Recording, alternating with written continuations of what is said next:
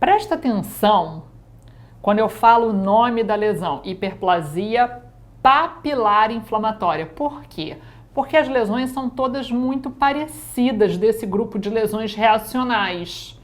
Só que nessa lesão eu vou ver projeções papilares. Então, uma superfície papilar, uma superfície pedregosa. Então, a hiperplasia papilar inflamatória, também conhecida como papilomatose por dentadura, ou ainda hiperplasia papilomatosa inflamatória.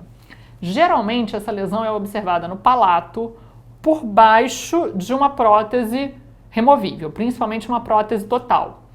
20% dos pacientes que dormem com a prótese, usam prótese 24 horas por dia, vão desenvolver essa lesão. Qual é a causa? Existem fatores possíveis associados. Quais seriam esses fatores? Uma prótese antiga, consequentemente mal adaptada, uma prótese mal higienizada, de uso contínuo, então principalmente aqueles pacientes, como eu acabei de falar, que dormem com a prótese. Talvez a candidíase eritematosa. É muito comum a gente encontrar no fundo da hiperplasia papilar inflamatória uma área vermelha. Essa área eritematosa geralmente corresponde à candidíase. E talvez uma associação com HIV, tá? Principalmente naqueles pacientes que têm hiperplasia papilar inflamatória e não são usuários de prótese, né? Que tem aquele, às vezes, um palato ou mais estreito e profundo, palato ogival, ou então o que favorece esse quadro é a presença de cândida, e a candidíase é uma manifestação oral da infecção pelo HIV. Então, o local mais comum, no palato duro, na área chapeável, geralmente na linha média do palato duro, por baixo de uma prótese. Posso ver também no rebordo alveolar edêntulo ou na superfície de uma hiperplasia fibrosa inflamatória. Mais raramente no palato de pacientes que não usam prótese, pacientes que sejam respiradores bucais, pacientes que têm um palato estreito, profundo. Esse é o aspecto clínico. Eu vejo essas projeções papilares. Várias projeções papilares justificando o nome hiperplasia papilar inflamatória, localizadas no palato na linha média. Diagnóstico clínico. A clínica é suficiente para o diagnóstico. Esse paciente, na maioria das vezes, é assintomático. Alguns pacientes se queixam de queimação, de ardência. O fundo da lesão é vermelho, muitas vezes, uma mucosa eritematosa, e a superfície papilar, justificando o nome. Aí você vai lembrar lá na questão de concurso, hiperplasia papilar inflamatória ou uma superfície pedregosa, são sinônimos. Não faço biópsia. Por quê? Porque o diagnóstico é clínico. Eu não vou fazer biópsia numa lesão onde o diagnóstico é clínico, ou seja, a biópsia não é necessária. Mas se por um acaso eu fizesse a biópsia e o exame histopatológico, o que eu iria observar? Hiperplasia pseudocarcinomatosa.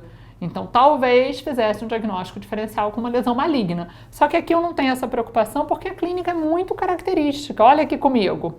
Palato, paciente edêntulo, usuário de prótese total superior, e a gente vê essas várias projeções papilares aqui no centro do palato. Tratamento. Geralmente, a primeira coisa a ser feita nesse paciente é a utilização de antifúngicos. Esse antifúngico, na maioria das vezes, vai ser tópico. Mas por que está escrito ali no slide? Antifúngico sistêmico. Porque, às vezes, esse paciente é imunocomprometido.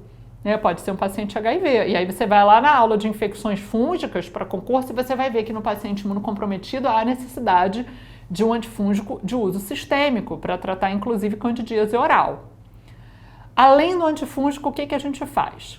Se você considerar que essa lesão é mais inicial, que ela é menor, que ela está mais no começo, é mais localizada, você pode fazer a tentativa de interrupção da prótese, ou seja, fazer a tentativa de que o paciente pare de utilizar a prótese. Muitas vezes isso é utópico, porque poucos pacientes vão vão seguir esse seu conselho, mas é uma tentativa. Caso isso não funcione, a indicação é a remoção cirúrgica dessas lesões e confecção de uma nova prótese.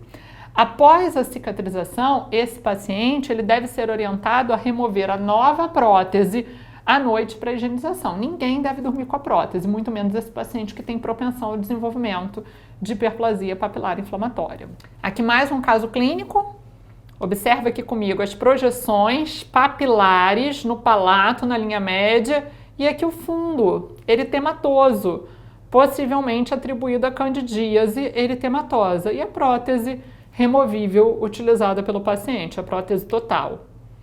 Mais um quadro clínico, candidíase eritematosa aqui, por baixo da prótese, aqui uma prótese parcial, e as projeções papilares no palato.